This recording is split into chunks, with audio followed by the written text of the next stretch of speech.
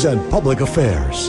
Walang kinikilingan, walang pinoprotektahan, walang kasinungalingan. Serbisyong totoo lang. Ngayong gabi sa investigador. Bigay ako sa kanya 10,000 kasama na magpagtalik ako sa kanya. Ayan. Ano yun? Nakaris mo namin, ha? Bakit? Andali! Teka muna, bakit po? Saan mo namin? Marami na? Sige po. Ay, may karapatang uwag sa walang ito. Andali, oh. Ha? Ano ko inuhuli? Ano bang ginawa ko? Wala naman akong ginagawa. Nasaan yung pera, sir? Nasaan yung pera? Wala ako! Hindi ko ma-explain eh. Sobrang sakit. Yung 200,000 pesos na package deal na sinasabi ng Rochelle, para daw yun sa cremation, para sa pag-imbalsa mo, at saka para dun sa paglipat ng bangkay dun sa kung saan ikikremate. Ang lead ay toxic sa dugo. Nakakakuha siya ng anemia at bukod doon, toxic din siya sa brain.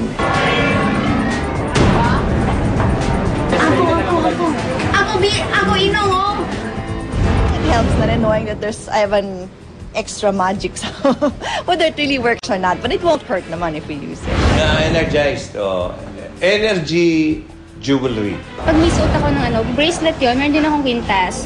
Parang malakas. Yung binili ko nga na 1-2, sa kanila nasa 250 lang. Pwede mo patawaran 200. Alam niyo bang fake yung binibenta nyo? Huwag hindi ka sasama, pupusasan kita, pagpilitin kita. Bakit? Tangka mo na! Bigyan na! Ano yan? Magandang gabi po, ako si Michael Riquez at ito ang investigador. Huwag kayong bibitiw dahil ang mga kwentong isinusumbong nyo sa amin, hindi namin tatantanan.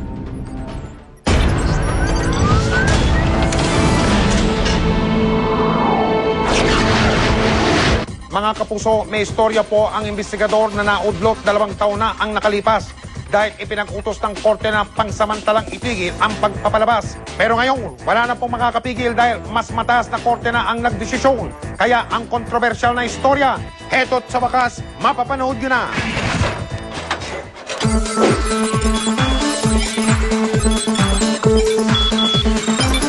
Ikalabing-6 ng Hunyo ng taong 2007, may kontrobersyal na istorya ang investigador na nakatakdang ipalabas. May natimbog ang mga otoridad at ang investigador. Isang piskal na di umano'y pisikal ang paraan ng pagpapatupad ng batas. Bago may sampa ni piskal ang hawak na kaso, pera at puri raw ang hinihingi niya sa nagrereklamo.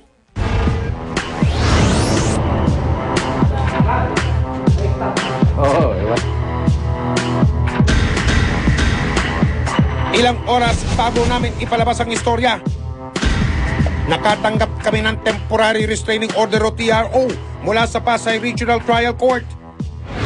Pinahihinto ang pagpapalabas sa nasabing istorya. Petisyon ito ng kontrobersyal na piskal na siyang tampok mismo sa aming kwento. Hindi ko maisip kung bakit kailangan issue ng TRO. Yung coverage mismo, that is part of freedom of expression. In fact, hindi dapat kinikito. Nagsampa ang GMA at ang investigador ng petisyon sa Court of Appeals para ipaglaban ang aming karapatan. Makaraan ang 2.5 taong pagdinig sa petisyon. Nagpalabas ng desisyon ang Court of Appeals. Ang hatol, we find merit in the petition as we uphold the constitutional right of free speech and expression of the petitioner. Kaya ngayon, narito na ang istoryang muntik na ninyong hindi mapanood. Bakit? Andali! Teka muna, bakit po? 10 taon ng residente ng lungsod ng Pasay si Aina. Nung nakaraang taon, may nakaaway siyang kapitbahay sa unang pagkakataon. Kung una, papahiram ako sa kanya ng pera. Tapos, may ugali siya na tuwing sisingilin mo siya pang matapang. So, wala noon, umiiwas ako sa kanya. Tapos, nang sunundan pa rin niya na manghiram sa akin ng pera, hindi na siya nakaulit sa akin. Wala noon, hindi na pinaparinggan niya ako. Ako. Marami na rin daw ang nadamay at nakisali sa kanilang away. Ngayon, biglang sumugod yung mga 2 binatilyo dito. May dalang mga itak at saka martilyo. Ngayon, pinablatay ng kapatid ko doon sa barangay. Hindi na makatiis si Aina kaya inireklamo niya ang babaeng kapitbahay sa barangay. 3 beses dininig ng lupon ang alitan nila pero hindi mapagkasundo ang 2 panig. Kaya napagpasyahan ng lupon, nabigyan na sila ng certification to file action para isampa ang kaso sa piskalya.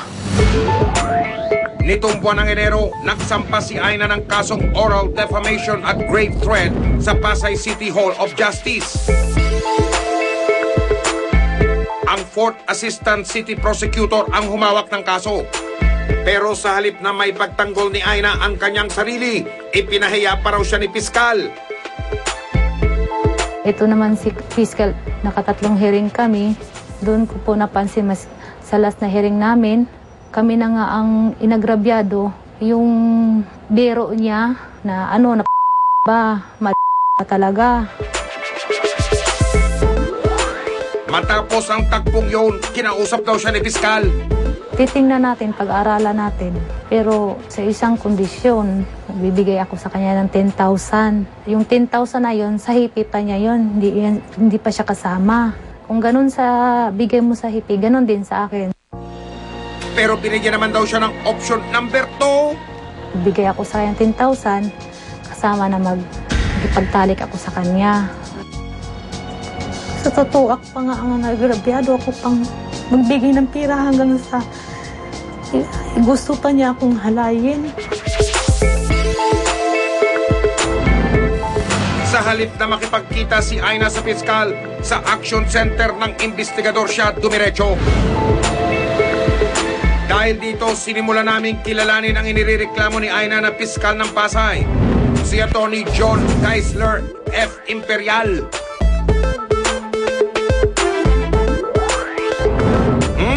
Mahigit 1 dekada na pala siyang abogado. Taong 1997 na magtrabaho siya bilang clerk of court ng Regional Trial Court sa Pasay. Taong 2004, na-promote na siya bilang 4th Assistant City Prosecutor. Sa edad na 39 na taong gulang, marami na ang kasong hinawakan ni Piskal Imperial. Siya nga po pala, hindi binata si Piskal. Excuse me po. Sinamahan namin si Aina sa Hall of Justice ng Pasay City. Yampuhan lamang kung makita at makausap ni Aina si Piskal Imperial. Sa hallway mula sa mga silid na mga prosecutor, namata namin si Piskal. Nang makita ni Piskal si Aina, hinaplos niya ito sa balikat saka pinasunod sa kanyang silid. Ang sabi ng Piskal sa akin, buti na bumalik ka pa. Kahapon, pinaantay mo ko para mo kong ginawang tanga. Hindi ganito na lang bukas ka na lang babalik. Alas 7, tayo magkikita dito kasi nandito ako. Sa Criminal Investigation and Detection Group National Capital Region, inilapit namin ang reklamo ni Aina. Ang grupo ni Atty. Joaquin Alva ang hahawak ng kaso. Inatasan niya sina SPO2 Larry Diaz at Civilian Agent Praxidio Alcanzo na mamuno sa gagawing entrapment operation kay Piskal.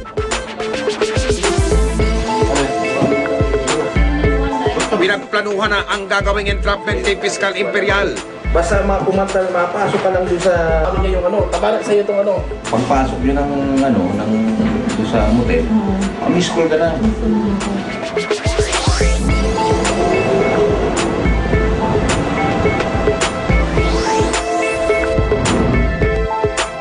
Pagdating sa Hall of Justice ng Pasay, wala si Piskal. Sabi ng 2 guardia, baka lumabas, baka kumain lang.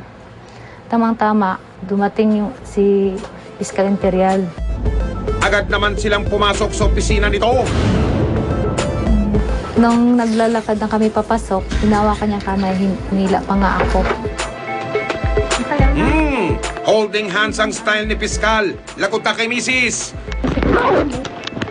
Pagpasok sa silid ni Piskal, iniabot na ni Aina ang kondisyong hinihingi ni Piskal Imperial. isa. Hiniram ko na nga.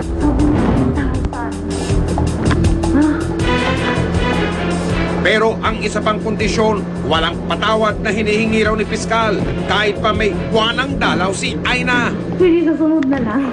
Talagang binilang niya yung pera, inipon niya, pinataas niya ng 100 tapos pinasok niya sa drawer. Nag-decide talaga siya na dalhin talaga ako doon sa motel. Susunod. Huli, ano bang ginawa ko? Wala naman akong ginagawa. Nasaan yung pera, sir? Nasaan yung pera? Laban sa inimbestigahan naming Piskal at ang naunang nagreklamo na si Aina dumaan sa trahedya.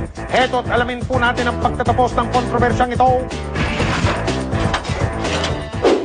Nag-decide talaga siya na dalhin talaga ako doon sa motel.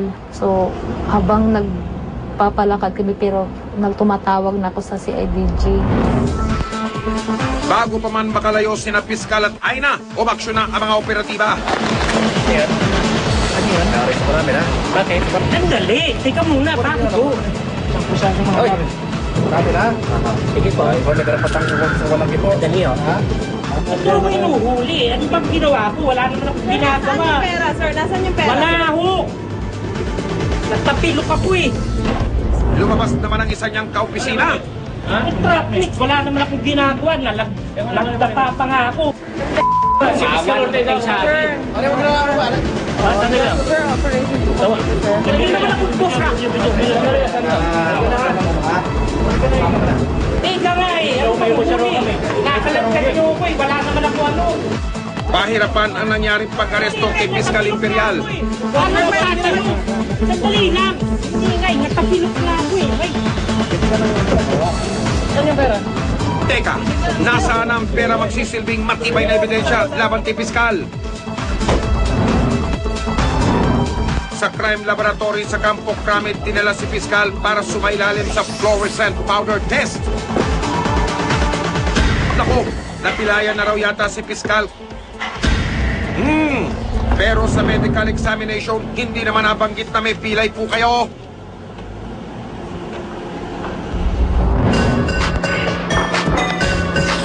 Sa surveillance video, tinanggap at binilang pa ni Piskal ang pera. Pero paglabas ng resulta ng fluorescent powder test, negatibo si Piskal. Siguro sanhin na rin nung aspiration ni Piskal. Kasi nung inaresto namin, pawis na pawis siya.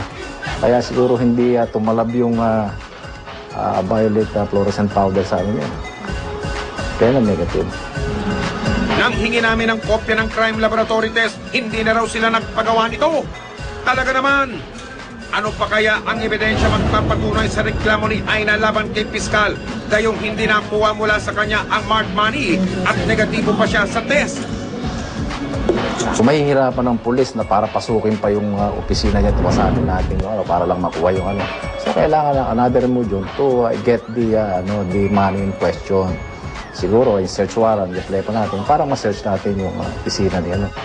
Pero pagdating ng Lunes, hindi na nag-apply ng search warrant ang CIDG NCR. Sigurado yun, natawagan na niya yung mga kalapit niya o kaibigan niya para alisin yung ebidensya ron sa loob.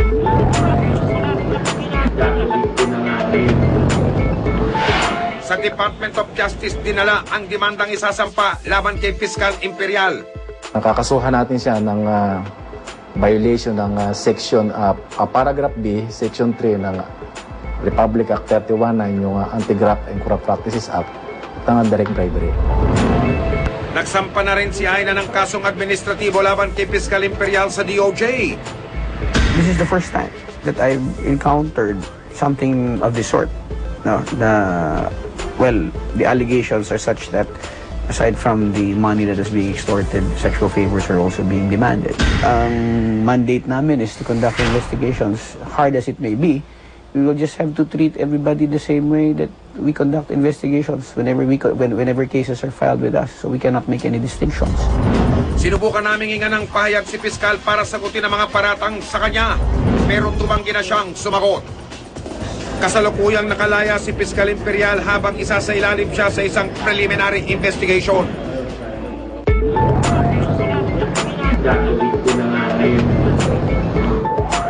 Sa Korte Suprema naman, nagsampa na ng formal na reklamo si Aina laban kay Piskal. Pinag-aaralan naman ng Integrated Bar of the Philippines ang reklamong ito. Kung mapatunayan daw kasing may pagkakasala si piskal, maaari siyang tanggalan ng lisensya sa pagka-abogado at sa serbisyo.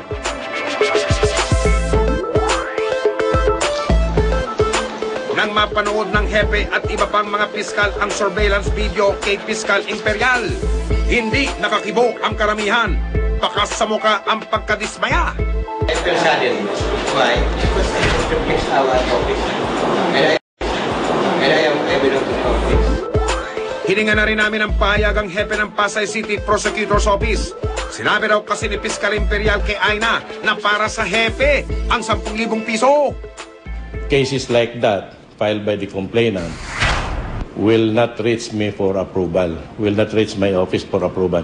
That only goes up to the level of the first assistant prosecutor. So I would have no participation in that case. Binalikan na ni Aina ang Hall of Justice sa Pasay para formal nang isampa ang kasong oral defamation at grave threat laban sa kanyang kapitbahay sa tulong na rin ng hepe ng Prosecutor's Office. Ita-transfer natin yan to another fiscal. And I can assure you that what happened to Piskal Imperial will not affect the outcome of the case. Talagang hindi ko matanggap na ganung klaseng tao siya. Siya pa ang piskal. Dapat ipagtanggol niya yung sinong taong dapat ipagtanggol ang katarungan. Kaya hindi ko hayaan na mananaig yung kasamaan sa kabutihan. Si Aina, ordinaryong tao, hindi man mataas na katungkulan at pangalan sa komunidad, na ipakita niya ang buo niyang paninindigan at respeto sa kanyang sarili na ipaglaban ang karapatan bilang isang babae, bilang isang tao.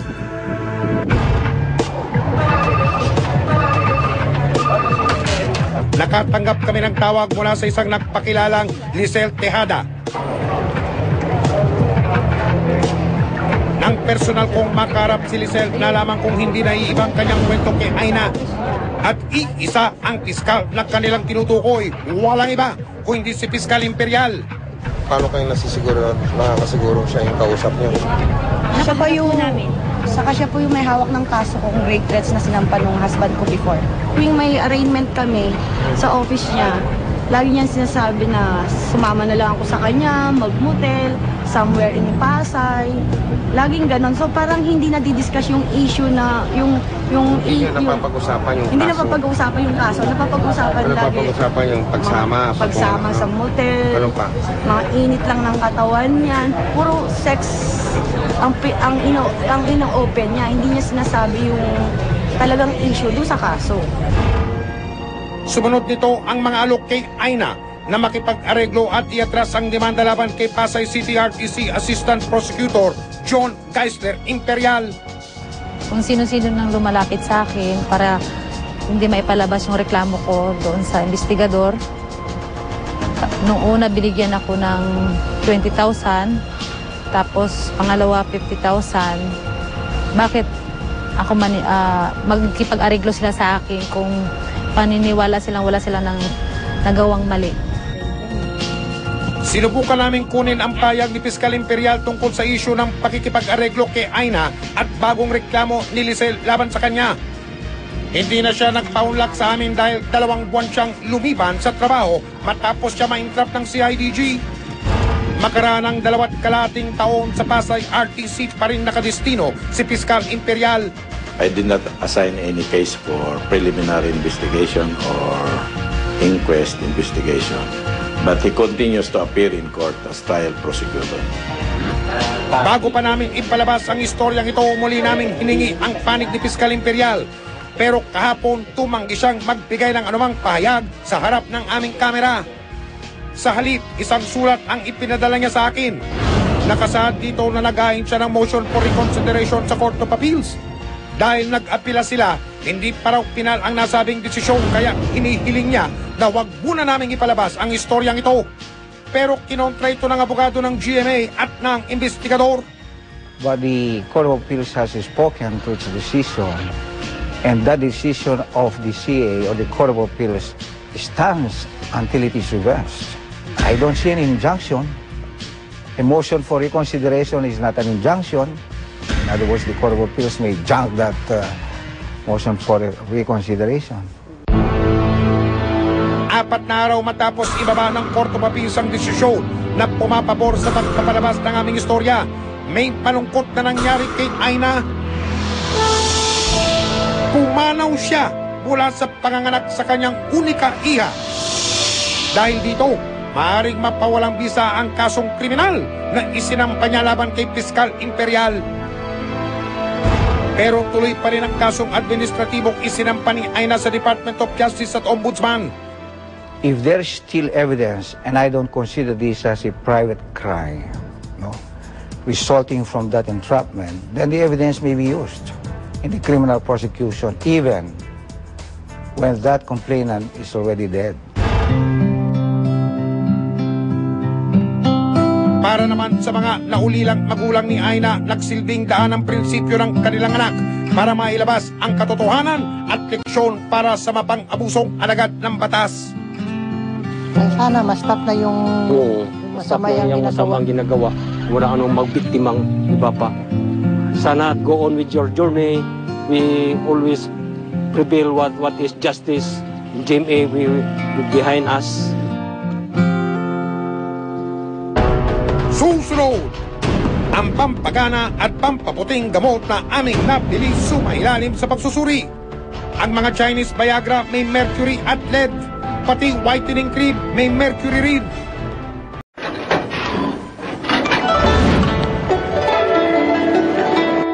Pampagana o Chinese Viagra at pampaputi ang ilan sa mga mabentang produkto sa mga Chinese butika. 30 taon nang aktibo ang pagsasama ni Popoy at ng kanyang asawa. Pero dahil sa sakit niyang diabetes, nagmistulang tulog na bulkan ang kanilang pag-iibigan. Kaya naman sinubukan na niyang uminom ng pampagana. Mabilis raw nanumbalik ang init ng kanilang samahan.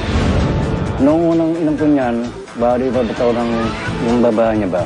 2 araw. Ngayon ginawa ko, pinalakadahati ko lang muna. Yung baba ko niyan, parang manhid ang katawan ko. Ang pinaka-indication ng ng Viagra is still erectile dysfunction. Ibig sabihin, nahihirapan na sila to get an erection, to attain an erection, and to be able to sustain it so that you can complete sexual intercourse. This class of medicines causes some degree of dilatation ng blood vessels. If it is combined with nitrates, which is cardiac medicine to dilate the coronary arteries, it can cause hypotension. So when we see patients who are in need of help so that they are going to have erections, we want to screen them regarding the medicines that they take. Naku po, ang mga ibinebentang Chinese Viagra kaya may reseta? Naglabas ang Food and Drug Authority o FDA ng memorandum ng mga Chinese Viagra na napag-alamang nakapipinsala. Ang Xiao Li Whitening Cream na napibili rin sa mga Chinese drugstore na pag-alamang delikado rin. Nagtataglay daw kasi ang mga ito ng nakalalasong sangkap. Ipinagbabawal na ang pagbebenta ng mga ito at maaaring kumpiskahin anumang oras.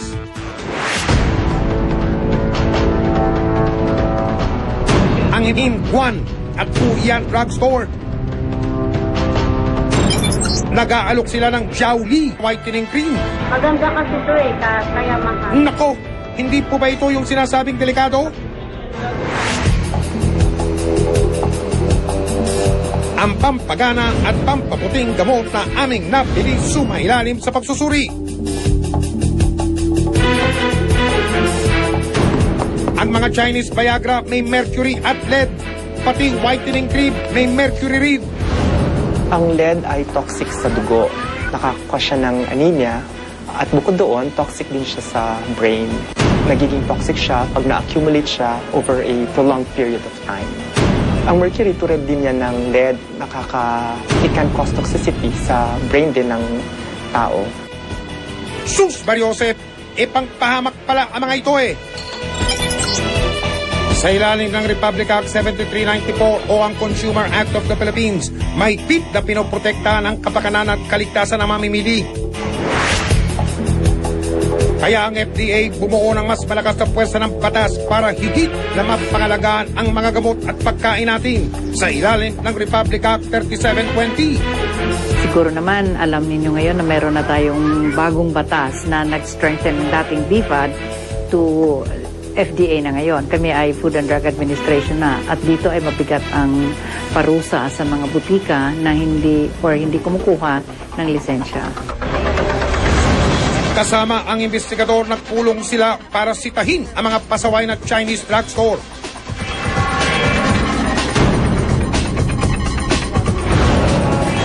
Magkaiwalay na sinugod ang dalawang butika sa Divisoria. Sa Hinduan, 2 taon ng paso ang nakapaskil niyang permit to operate mula sa FDA. Mula sa eskaparate, sangdamakmak na Chinese Viagra ang nahagilap. Nakiusap ang katiwala na wag tangayin ang kanilang tinda dahil lugi raw ang negosyo. Ate.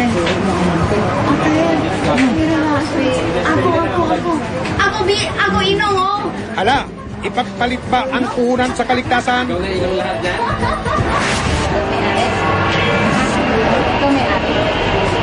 Medyo kilala naman ang bantay sa Puyuan. Sa Mayor's Permit ng butika, Pilipino ang nakarehistrong may-ari.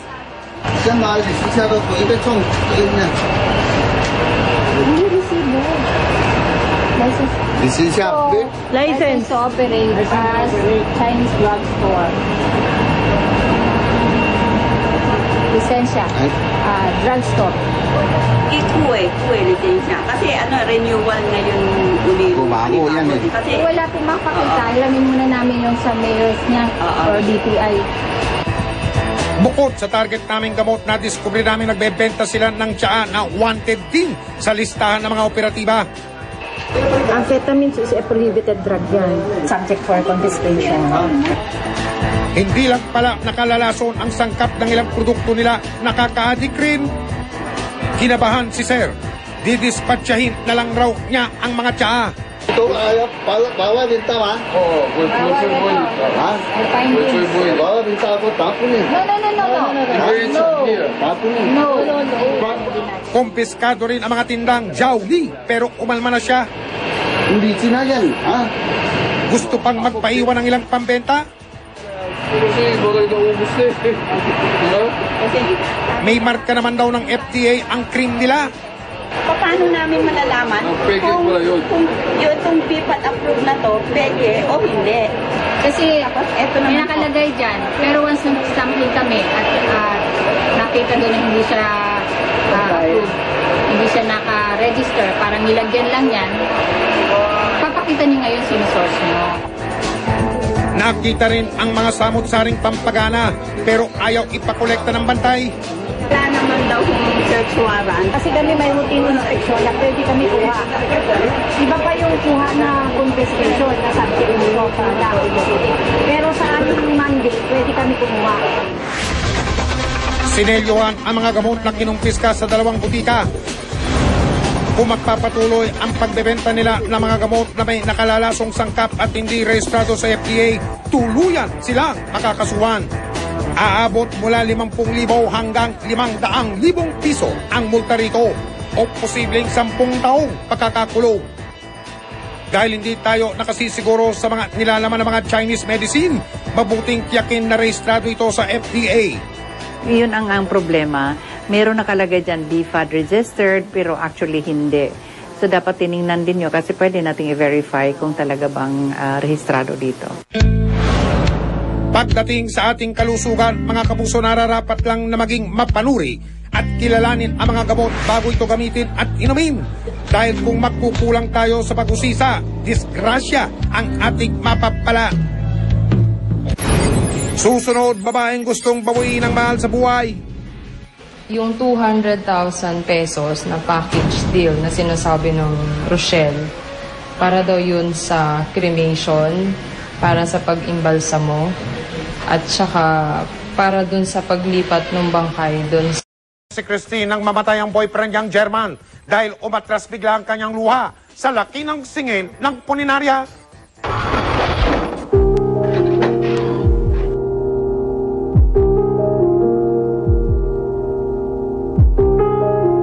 Sa nagmamahalan, mga halagang papel ang ginagampanan ng mga larawan. Ito ang magsisilbing ala-ala ng wagas na pagmamahalan. Pero sa larawang ito, tila may misteryo.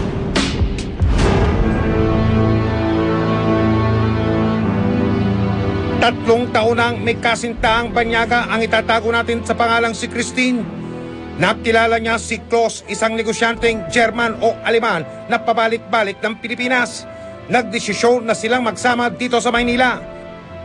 Supportive naman siya kahit na anong gusto kong gawin. Gusto kong magtrabaho, pumapayag siya.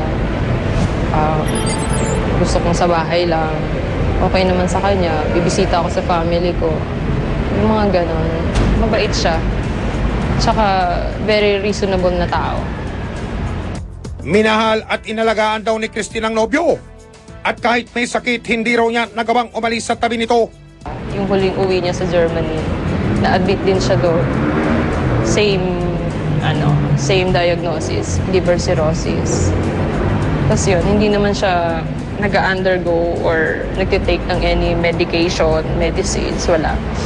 Noong 15 ng Disyembre, laking gulat ni Christine nang nagising siya na wala si Klaus sa kanilang higaan. Sa loob ng kanilang banyo, ito ang tumambad na eksena kay Christine. Wala nang buhay na nakaupo sa palikuran ang 59 na taong gulang na si Klaus. Unang-una kong hinaplos yung mukha niya, yung pisngi niya. Hindi na siya sumagot. Tapos taranta na ako. Hindi ko ma-explain eh. Sobrang...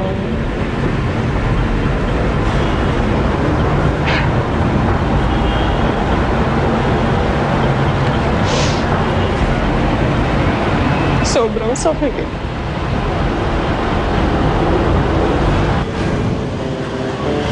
Agad siyang tumawag ng mga pulis. Dahil siya ang huling nakasama ng kanyang kasintahan, isinama siya ng mga otoridad para imbestigahan. Ang bangkay ng kanyang kasintahan, idiniretso raw ng mga pulis sa morgue ng Puninaria Cruz sa Blooming Treat sa Santa Cruz, Maynila. December 15 siguro mga 9 p.m. na ako pumunta. Hinatid ko yung barong tsaka yung pants niya. Kasi sabi nila kailangan daw. So yun, hinatid ko lang. Hindi ko na siya kinayang tingnan. Kasi tinatanong ako kung papasok ako ng morgue. Sabi ko, hindi ko kaya. Lumabas sa investigasyon na cardiac arrest ang ikinamatay ni Klaus. Sa loob ng 4 na araw sa Puninaria, umabot na raw sa mahigit kumulang 200,000 piso na ang dapat niyang bayaran. Yung 200,000 pesos na package deal na sinasabi ng Rochelle, para daw yun sa cremation, para sa pag-imbalsamo, at saka para dun sa paglipat ng bangkay dun sa kung saan ikikremate. Dahil walang pambayad, lumipas ng Pasko at Bagong Taon, hindi pa nababawi ni Christine ang mga labi ng kanyang kasintahan. Sobrang humiliated na naawa ko sa kanya. Bakit? Kasi nga, bangkay na nga siyang nakikitang gano'n. Tapos parang hindi pa pwedeng, para man lang matahimik na yung kaluluwa niya na malibing or makremate kaagad. Kasi hindi rin ako makakilos eh.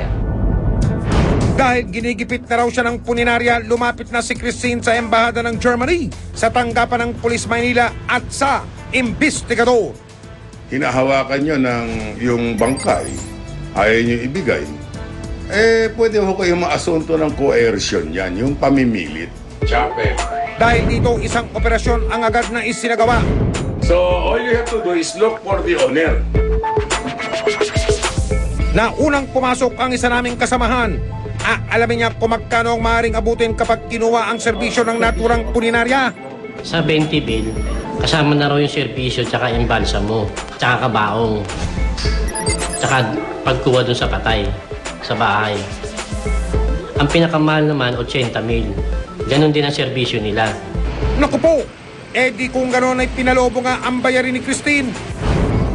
Maya-maya pumasok na ang mga operatiba kasama si Christine, opisyal ng Embahada ng Alemanya at ang investigador.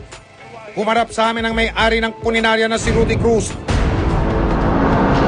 Ipinaliwanag ang aming pakay. Tungkol doon sa isang kwan? German national na namatay. Nakipagtawaran ng opisyal ng Embahada ng Alemanya. Okay. So for the service of the funeral, how much will we give? I can also pay about 5,000. Pero hindi pumayag ang may-ari. You were willing to give 20,000 to the other funeral? Yes. Can we do that here? Para Yes. matapos na lang? Yes, of course. That's what I proposed right away. Bebete. Hindi ba ganito naman talaga ang totoong presyo ng inyong serbisyo? Gano'n yun, siyempre kung mapawin sa German yan, pati mamasahe pa itong Germany, lahat yun. Pero ayon naman kay Christine, wala silang ganitong napag-usapan.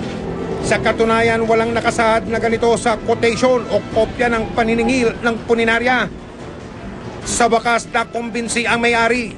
Makalipas ang mahigit 20 araw, nakuha na ni Christine ang mga labi ng kasintahang si Claus.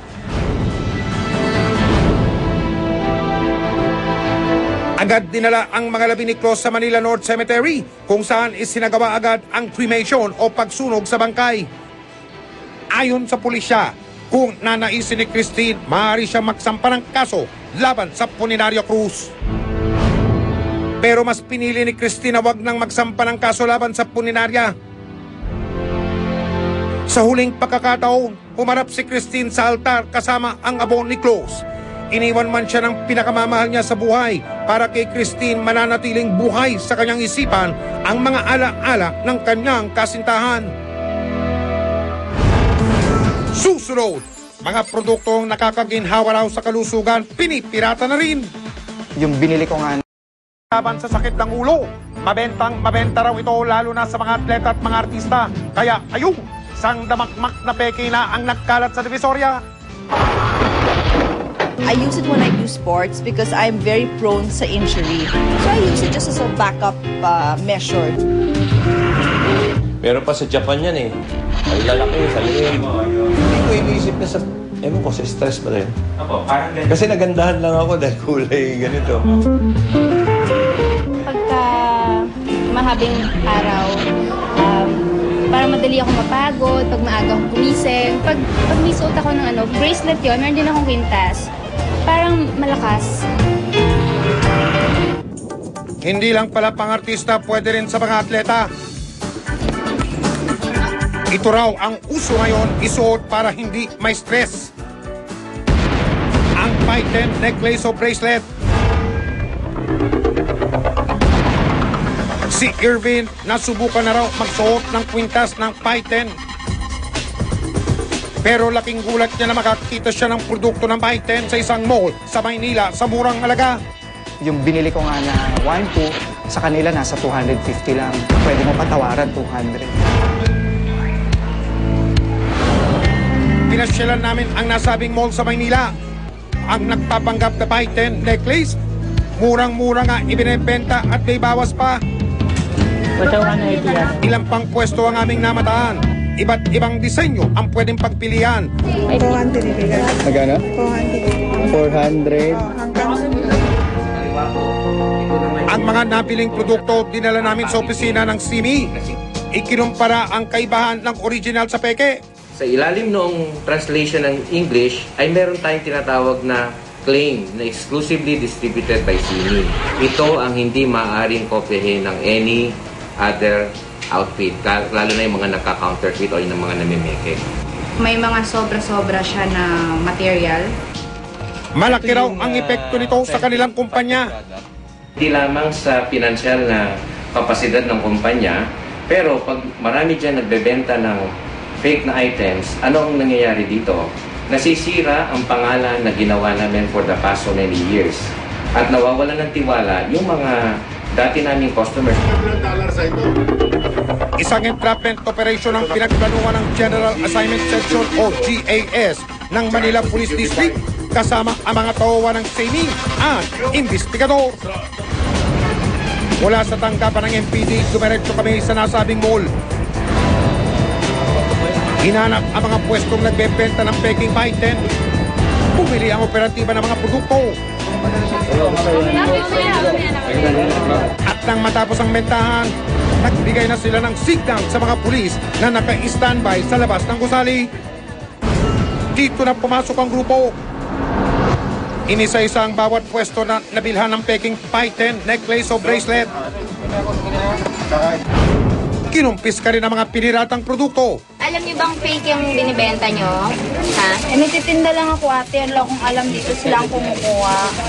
Nasaan yung may-ari? Sino may-ari? Ate. Pati ang mga nakatago hindi nakalusot. Nakatago po siya eh.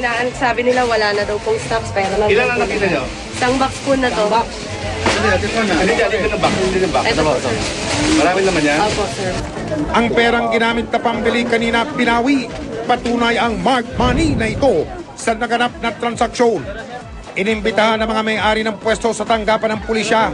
Kung hindi ka sasama, pupusasan kita, pupilitin kita. Bakit? Tanggap ka!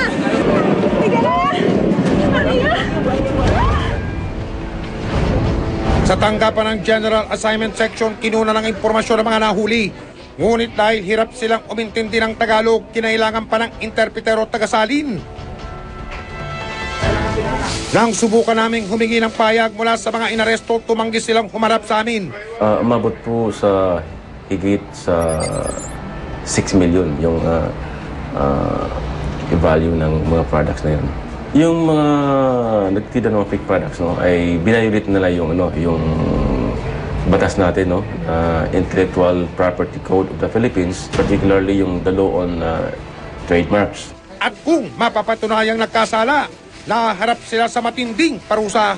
Maximum of yung 6 years imprisonment, Kaya sa mga pirata, wala kayong lusot sa batas at umasa kayong patuloy namin kayong susubaybayan. Hanggat may namalya, hanggat may napi, patuloy tayong umaksyon, kaya makipagtulungan po kayo sa investigador, ang mga abusado at ang mga manloloko. Huwag natin tatantanan. Hanggang sa muli, ako po ang inyong kapuso Mike Enriquez at ito ang investigador.